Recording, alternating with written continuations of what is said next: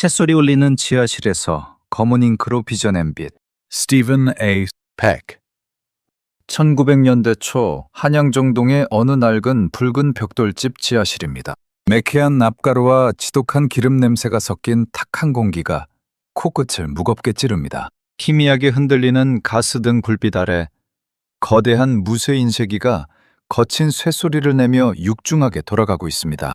한 이방인 남자가 셔츠 소매를 팔꿈치까지 걷어붙인 채 인쇄기 앞에 묵묵히 허리를 숙이고 있습니다. 그의 하얀 셔츠는 이미 곳곳에 시커먼 잉크가 튀어 얼룩덜룩하게 더러워져 있습니다. 손톱 밑에는 까만 나베떼가 깊숙이 박혀 아무리 거친 비누로 문질러 씻어도 지워지지 않는 오랜 훈장이 되었습니다. 그는 차가운 무쇠 활자판 위에 깨알 같은 조선의 업문 활자들을 하나하나 조심스럽게 맞춰놓고 있습니다. 무거운 철판이 쿵 하고 종이를 짓누를 때마다 둔탁한 파열음이 지하실의 낡은 벽을 때렸습니다. 방금 찍혀나온 축축한 전도지 한 장을 집어든 남자는 잉크가 번지지 않았는지 불빛에 비추어 가만히 살폈습니다. 종이 위에는 생명의 빛이라는 투박한 조선어 글씨가 선명하게 새겨져 있었습니다. 그는 잉크 냄새가 진동하는 그 젖은 종이를 자신의 가슴에 조용히 얹고 오래도록 눈을 감았습니다. 이 캄캄한 지하실에서 밤을 지새우며 묵묵히 활자를 찍어내던 이 남자의 이름은 스티븐 A. 백 선교사입니다. 우리는 흔히 선교사라고 하면 수많은 군중 앞에서 큰 소리로 복음을 외치거나 병원에서 피구름을 닦아주는 사람을 떠올립니다.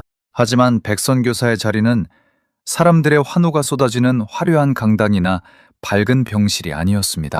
그는 산문출판사의 책임자이자 대한기독교서회의 총무로서 조선의 모든 기독교 서적과 전도지를 기획하고 인쇄하며 유통하는 거대한 문서 선교의 가장 깊고 보이지 않는 뿌리였습니다. 그는 도대체 왜 사람들의 눈에 띄지 않는 이 어둡고 매캐한 인쇄소, 지하실을 자신의 사역지로 굳게 선택했을까요? 그는 말이 가진 일회성의 한계를 누구보다 깊이 꿰뚫어 보고 있었습니다. 거리에서 외치는 선교사의 낯선 목소리는 바람에 흩어지고 머지않아 사람들의 기억 속에서 희미하게 사라집니다. 외국인의 발길이 닿을 수 없는 깊은 산골짜기에는 그 목소리조차 영원히 닿지 못합니다. 하지만 종이 위에 검은 잉크로 단단히 새겨진 진리의 말씀은 천년이 지나도 결코 썩거나 흩어지지 않습니다. 단 한 장의 얇은 전도지라도 누군가의 손에 쥐어지기만 한다면 그것은 캄캄한 안방, 깊숙한 곳까지 살아서 걸어 들어가는 거룩한 선교사가 됩니다. 그는 조선의 백성들이 스스로 업문 전도지를 펴고 글자를 더듬으며 각자의 방바닥에서 직접 살아계신 예수를 만나기를 간절히 바랐습니다. 그래서 그는 화려한 강단의 마이크 대신 무거운 무쇠 인쇄기를 돌렸고 자신의 피와 땀을 까만 잉크에 섞어 얇은 종이 위에 남김없이 쏟아부었습니다. 조선의 언어로 전도지와 찬송가를 조판하여 인쇄하는 과정은 인간의 한계를 시험하는 무섭고도 거친 노동이었습니다. 번역자들이 원고를 넘기면 백선교사의 진정한 사투가 캄캄한 지하실에서 시작되었습니다. 겨울이면 난로조차 제대로 없는 냉방에서 입김을 훅훅 불어가며 얼어붙은 손으로 무거운 납 활자들을 골라내야 했습니다. 수만 개의 활자 중에서 점 하나, 획 하나가 잘못된 것을 찾아내는 일은 시력을 깎아먹는 지독한 고통이었습니다. 가스등 아래서 깨알 같은 업문 활자를 수십 시간씩 들여다보다 보면 눈앞이 하얗게 번지고 시야가 캄캄하게 흐려졌습니다. 눈에 핏발이 서고 뻑뻑한 통증이 몰려와도 그는 찬물로 세수를 하고 다시 활자판 앞으로 고집스럽게 돌아왔습니다. 기계가 낡아 고장이 나면 기름때를 뒤집어 쓰며 직접 스패너를 들고 육중한 부품들을 뜯어 고쳤습니다. 그의 얼굴과 손에는 늘 시커먼 기계 기름과 잉크가 마를 날이 없었습니다. 종이를 묶고 풀을 칠하는 재본의 과정 역시 그의 몫이었습니다. 지독한 본드 냄새가 진동하는 방에서 그는 조선인 직공들과 함께 어깨를 맞대고 밤새도록 책의 겉표지를 꿰매고 붙였습니다. 아침이 밝아오면 그의 손가락은 종이에 베어 수많은 생채기가 나 있었고 마디마디는 퉁퉁 부어 펴기조차 힘들었습니다. 그렇게 잉크 냄새 속에서 흘러간 시간은 마침내 수만 장의 전도지와 찬송가로 세상에 묵묵히 태어났습니다. 재본소에서 갓 구워낸 빵처럼 따뜻하고 매캐한 잉크 냄새를 풍기는 전도지 뭉치가 그의 손에 쥐어지던 날이었습니다. 백선교사는 거친 종이의 질감을 손바닥으로 가만히 쓸어내렸습니다. 그는 책을 펼치지 않은 채 두 손으로 전도지를 꽉 쥐고 창밖의 캄캄한 정동 하늘을 오래도록 바라보았습니다. 이 얇은 종이 한 장이 조선에 굳게 닫힌 어둠의 문을 부수고 수많은 영혼을 빛으로 끌어낼 것을 흔들림 없이 확신하고 있었습니다.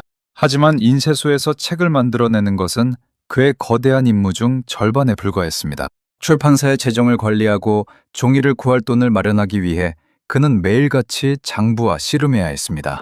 선교본부의 지원금은 늘 턱없이 부족했고 종이값과 잉크값은 하루가 다르게 치솟았습니다. 그는 밤이 늦도록 낡은 책상에 앉아 등잔불 아래서 주퍼널을 튕기며 예산을 맞추려 뜬 눈으로 밤을 지새웠습니다. 한 푼이라도 아끼기 위해 이면지를 사용하고 부서진 기계 부품을 주워다 다시 조립하며 처절하게 버텼습니다.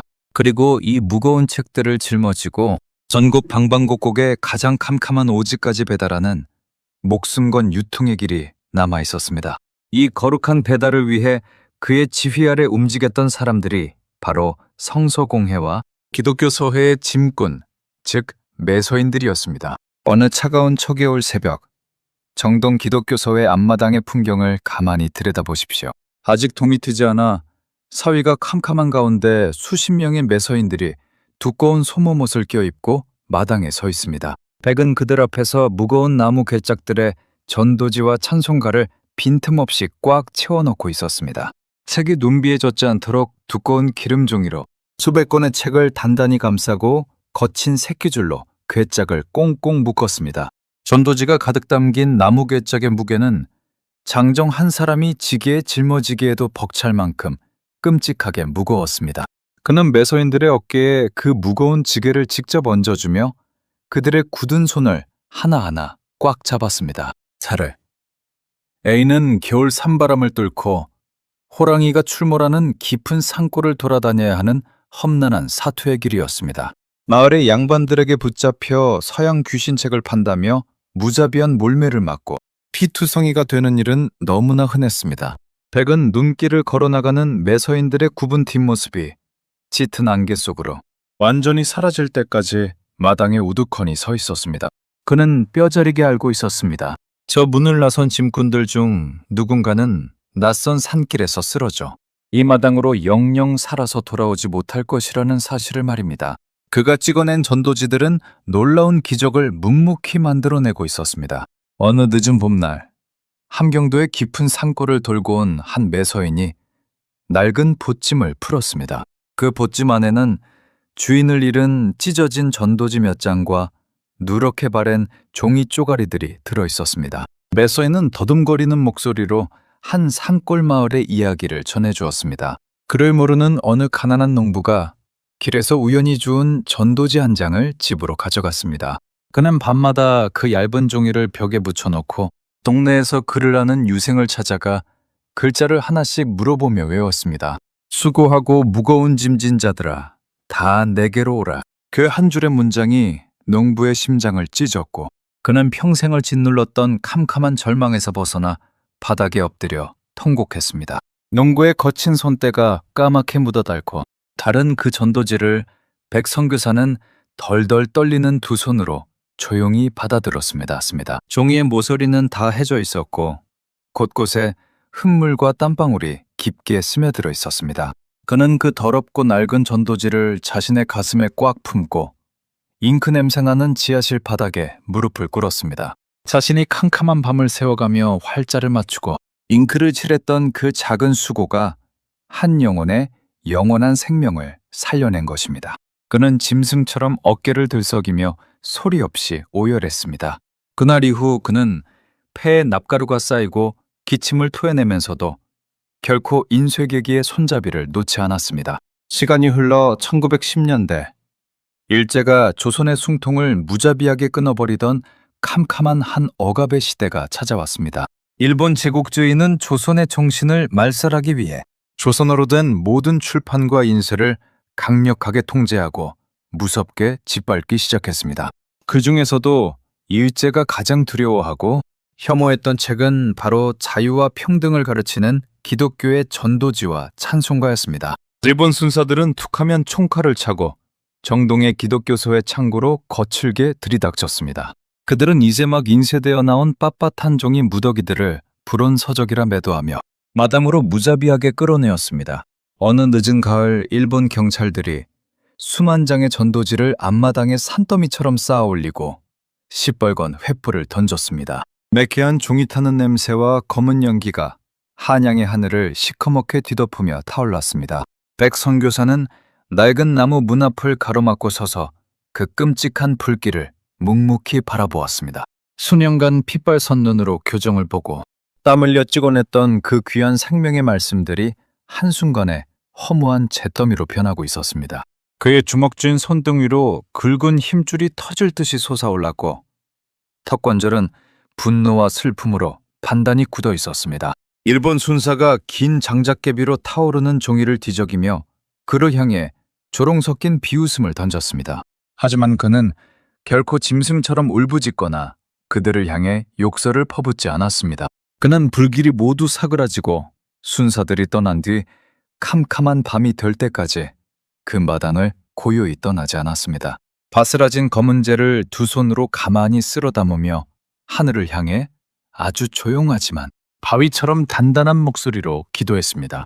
당신들이 종이는 태워제로 만들 수 있을지 모르나 조선 백성들의 심장에 새겨진 십자가의 잉크는 결코 불태울 수 없을 것입니다. 일제의 감시가 극에 달하자 백의 발걸음은 더 깊고 캄캄한 어둠 속으로 향했습니다. 그는 인실기를 지하실 깊숙한 곳으로 몰래 옮기고 오직 사람들이 모두 잠든 칠흑 같은 심야에만 은밀하게 기계를 돌렸습니다. 비가 거세게 내리거나 바람이 몹시 부는 날이면 그는 빗소리에 쇳소리를 숨기며 밤새도록 활자를 찍어냈습니다. 탁한 공기와 흩날리는 납가루가 그의 배를 병들게 했고 그의 기침 소리는 날이 갈수록 깊어만 갔습니다. 종이를 아끼기 위해 활자의 크기는 갈수록 작아졌고 그것을 읽어내는 그의 두 눈은 침침하게 짓물러 갔습니다.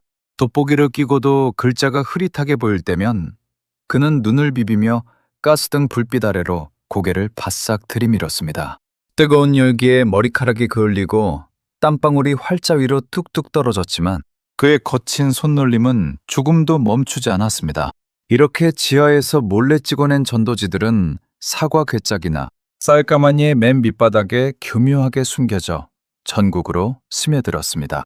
일본 경찰의 삼엄한 검문을 뚫고 이 불온한 종이들을 나르는 일은 피를 말리는 사투였습니다.